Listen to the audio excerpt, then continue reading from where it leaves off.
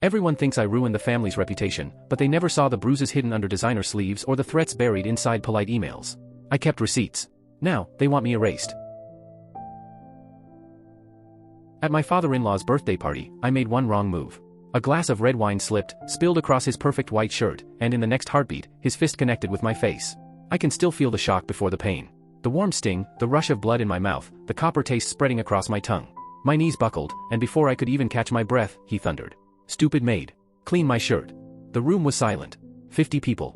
50 witnesses. Crystal glasses frozen midair, silver forks hovering above untouched food. Some guests looked away, pretending not to see. Others smirked, like this was entertainment. Not a single soul stepped forward. And then, my husband, looked me straight in the eye. Not with horror, not with concern. His face was stone. Apologize to my father, or get out. That moment cracked something inside me. It wasn't just betrayal, it was annihilation.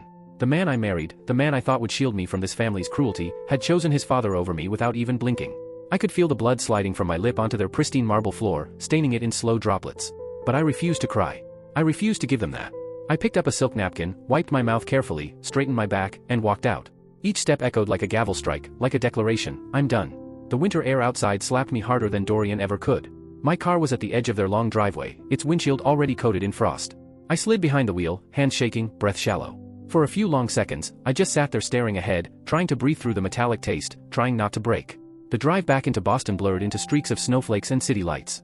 My head pounded, my cheek throbbed, but worse than the pain was the replaying of his voice, my husband's voice, telling me to bow my head or leave.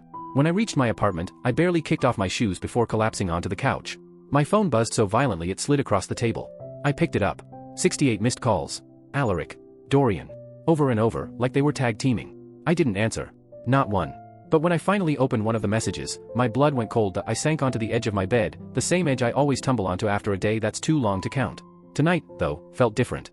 It was heavier.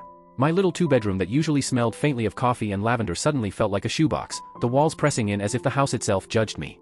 The Corwin mansion hadn't stopped trailing me, its bright chandeliers and polished smiles seemed to have followed me home and planted a little stone of cold right in my chest. I promised myself I wouldn't look. I promised I wouldn't feed into the panic that was trying to crawl up my throat. But of course I picked up my phone. 68 missed calls. 68 tiny explosions. Unread text stacked like accusations. Each notification was a pulse I hadn't asked for. I scrolled. The messages blurred, but the tone didn't. Pick up. We need to talk.